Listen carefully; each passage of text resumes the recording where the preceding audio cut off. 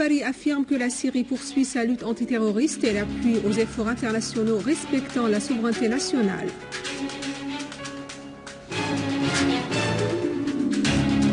Le Conseil de sécurité adopte à l'unanimité une résolution interdisant l'afflux des terroristes en Syrie et en Irak.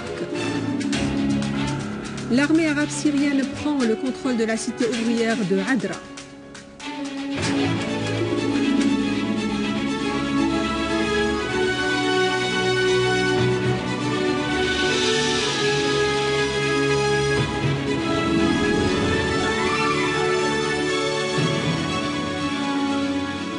Après-midi, après les titres, voici notre journal. Le délégué permanent de la Syrie auprès des Nations Unies, Bachar Jaafari, a assuré que la Syrie a été la première à mettre en garde contre le terrorisme, en appelant à son éradication avant sa propagation et en luttant contre ce phénomène sur le terrain. Dans une intervention au Conseil de sécurité au terme du vote sur une résolution appelant à l'arrêt de l'afflux de combattants étrangers en Syrie et en Irak, Jaafari a indiqué que les actes perpétrés par les terroristes étrangers sont irréalisables sans l'appui que leur apportent des pays membres de l'organisation onusienne.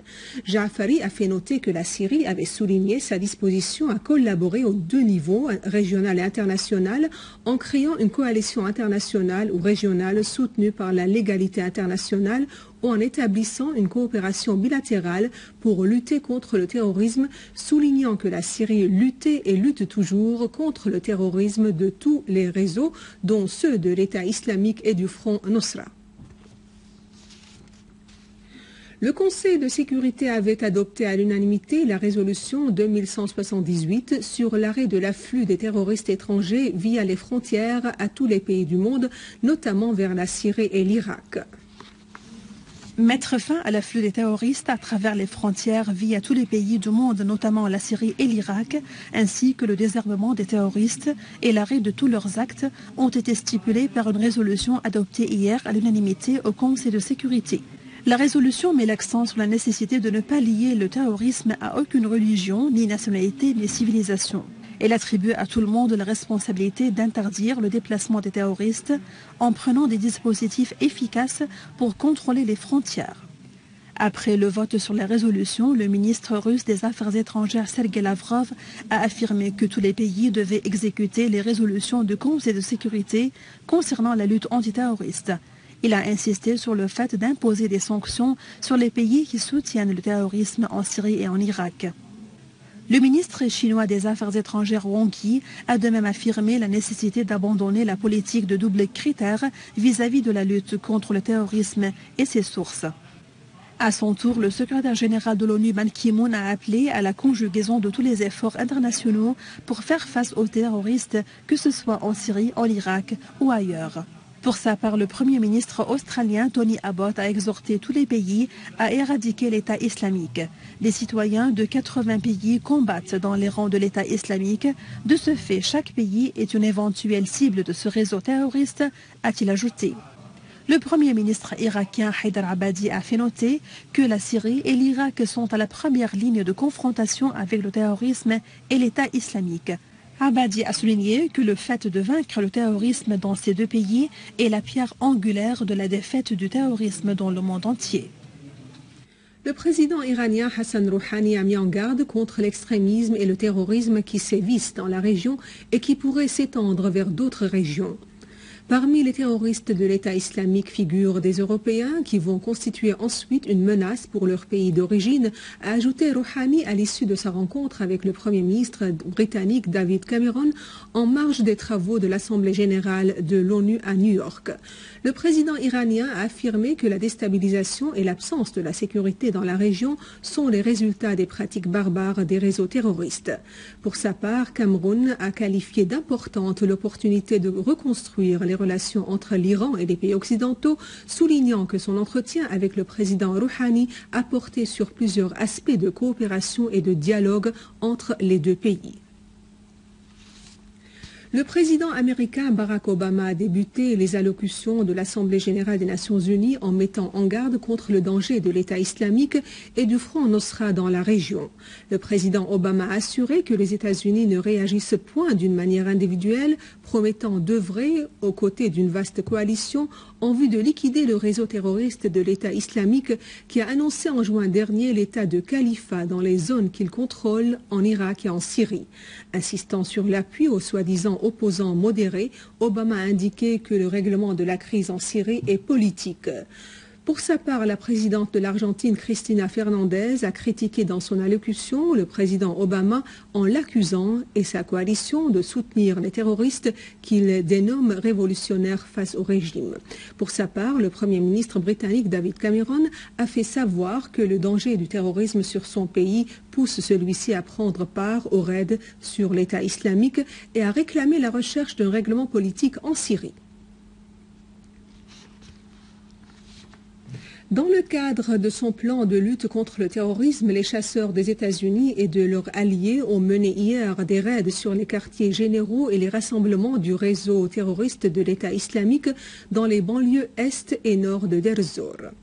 Des sources civiles ont indiqué aux correspondants de l'agence SANA que les raids avaient pris pour cible des positions du réseau terroriste dans la ville de Mayadine et les deux localités de Kouria et Berkos dans la banlieue est de Deir ez-Zor. Les sources ont ajouté que les raids avaient aussi visé des quartiers généraux du réseau dans le village de Hreiji, dans la banlieue nord du gouvernorat.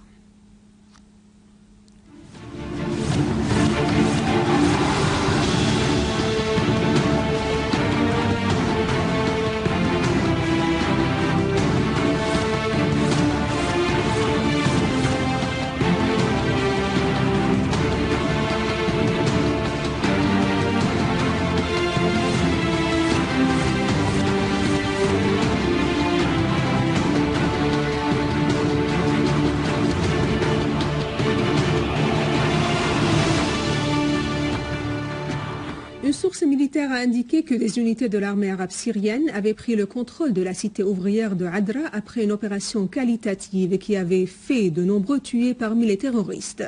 La source a fait noter que l'armée arabe syrienne ratisse actuellement la cité et désamorce les charges explosives plantées par des terroristes dans les immeubles, les jardins et les places publiques. Des unités de l'armée arabe syrienne ont abattu de nombreux terroristes et blessé d'autres dans la banlieue de Homs.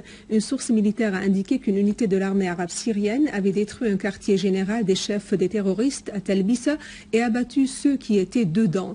La source a ajouté qu'une autre unité de l'armée avait tué et blessé des terroristes en visant leur rassemblement dans les villages de Rajar et Obrajar dans la banlieue de Homs.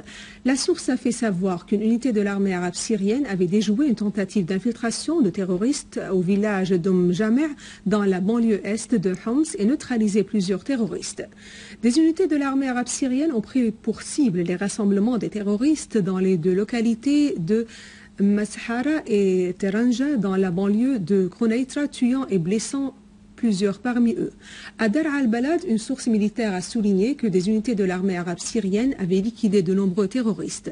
La source a ajouté que l'armée avait tué 2 terroristes sur la route de Atman-Tofas. Et à Jobar, dans la banlieue de Damas, des unités de l'armée arabe syrienne ont continué à avancer sur plusieurs axes, tuant plusieurs terroristes, blessant d'autres et détruisant leurs tunnels.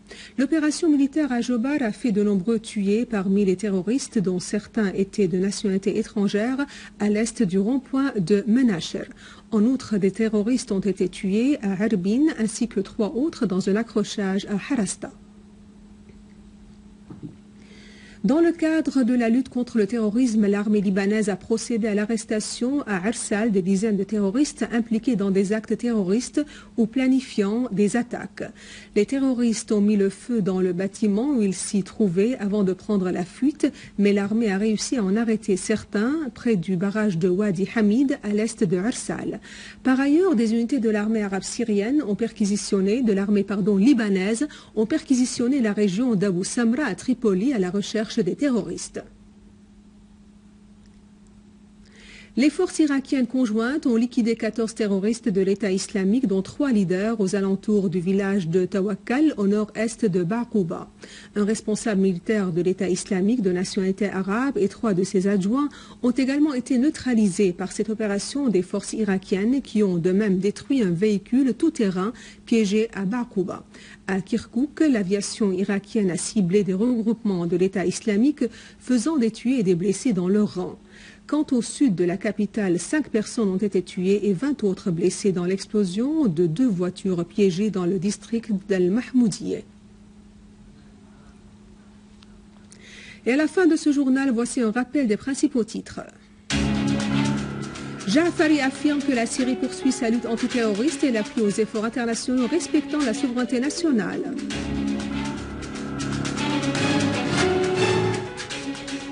Le Conseil de sécurité adopte à l'unanimité une résolution interdisant l'afflux des terroristes en Syrie et en Irak. L'armée arabe syrienne prend le contrôle de la cité ouvrière de Hadra. Ainsi s'achève notre journal. Je vous remercie de l'avoir suivi. Pour revoir ce journal, vous pouvez bien sûr visiter notre site internet syriaonline.sy. Merci de votre attention. À demain. Au revoir.